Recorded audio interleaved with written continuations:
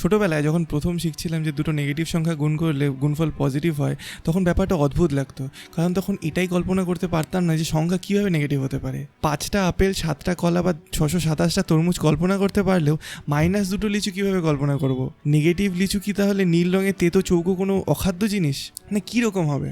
তাই বুঝতে না পেরে মুখস্থ করেই কাজ চালিয়ে দিতাম। যদিও বুঝতে না পারলে অঙ্ক কষতে অসুবিধা হতো না, শুধু মনে রাখতে হতো যে নেগেটিভে গুণ করলে পজিটিভ হবে। এরকম আসলে কেন হয় সেটা জানতাম না, তখন কেউ বলেও দেয়নি। বড় হয়ে যখন একটা 350-এর বেশি পাতাওয়ালা বই খুলেছি, সেটার প্রথমেই দেখলাম এই নেগেটিভ পজিটিভ হওয়ার প্রমাণ দেওয়া আছে। প্রথমে দেখা যাক একটা নেগেটিভ আর একটা পজিটিভ সংখ্যার গুণ করলে কি হবে।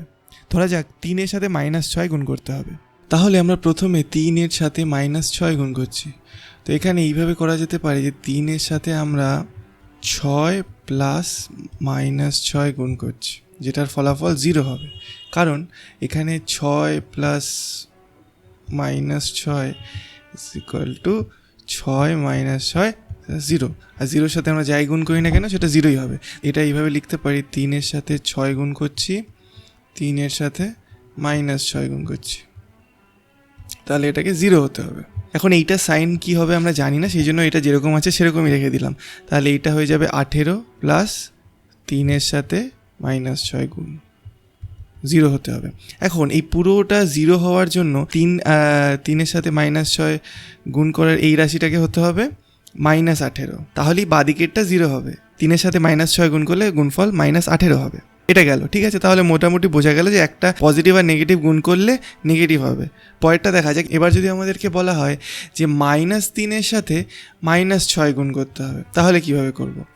আগেরটার মতো, আগেরটাতে যেরকম করেছিলাম সেরকমই ট্রাই করে দেখি। -3-এর সাথে 6 + -6, এটাও 0 হবে, কারণ এইটা 0। তাই একইভাবে যদি করি তাহলে -3 × 6 + -3 × -6। এখন আমরা জানি না দুটো নেগেটিভ সংখ্যা গুণ করলে কী হবে, তাই এটা আমরা যেরকম আছে সেরকমই ছেড়ে দিচ্ছি। কিন্তু আগেরটা থেকে দেখলাম যে -3-এর সাথে -6 গুণ করলে, মানে একটা পজিটিভ একটা নেগেটিভ গুণ করলে গুণফল নেগেটিভ হবে 18। তাহলে প্লাস এটা যা ছিল তাই থাকলো, তাই লিখে দিচ্ছি আবার।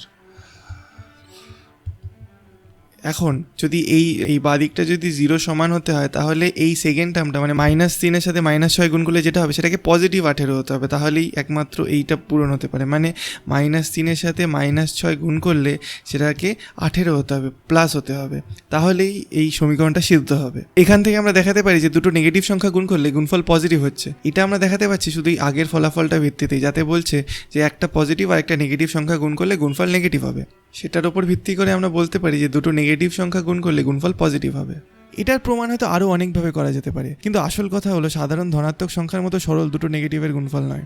একটা পজিটিভ একটা নেগেটিভ সংখ্যা তাও গুণ করা চলে, মানে সেটা তাও নর্মাল মনে হয়। যেমন কেউ আমার থেকে 3 বার 5 টাকা ধার নিয়েছে, তাহলে সেই 15 টাকা যদি সে খরচ করে দেয়, তাহলে তার কাছে এখন -15 টাকা আছে বলা যায়। কারণ এরপর যখনই তার কাছে টাকা আসবে, সেখান থেকে তাকে 15 টাকা আমায় দিয়ে দিতে হবে, অবশ্যই যদি সে সৎ হয়। এতদূর তাও ঠিক আছে, কিন্তু কেউ আমার কাছ থেকে 3 বার নেগেটিভ 5 টাকা ধার নিয়েছে বলি, তাহলে প্রশ্ন হলো এই নেগেটিভ 5 টাকাটা দেখতে কীরকম, আগে সেটা আবিষ্কার হোক, তারপর না হয় ধার দেবো। আমার মনে হয় দুটো নেগেটিভ গুণ করলে যে পজিটিভ হয়, সেটা শুধুমাত্র আমাদের হিসেবের সুবিধার জন্য। এর কয়েকটা জ্যামিতিক ব্যাখ্যা থাকতে পারে, কিন্তু শুধুমাত্র পাটিগণিত বা অ্যারিথমেটিক দিয়ে এর ব্যাখ্যা মুশকিল। প্রাকৃতিক সংখ্যার যোগ গুণ যতটা ইনটিউটিভ, নেগেটিভ নাম্বারের যোগ গুণ ততটাও ইনটিউটিভ নয়। অবশ্য ইনটিউটিভ বলে যদি কিছু থাকে, জার্মান গণিতজ্ঞ লিওপোল্ড ক্রোনেকার বলেছিলেন, god created the natural numbers, all else is the work of man.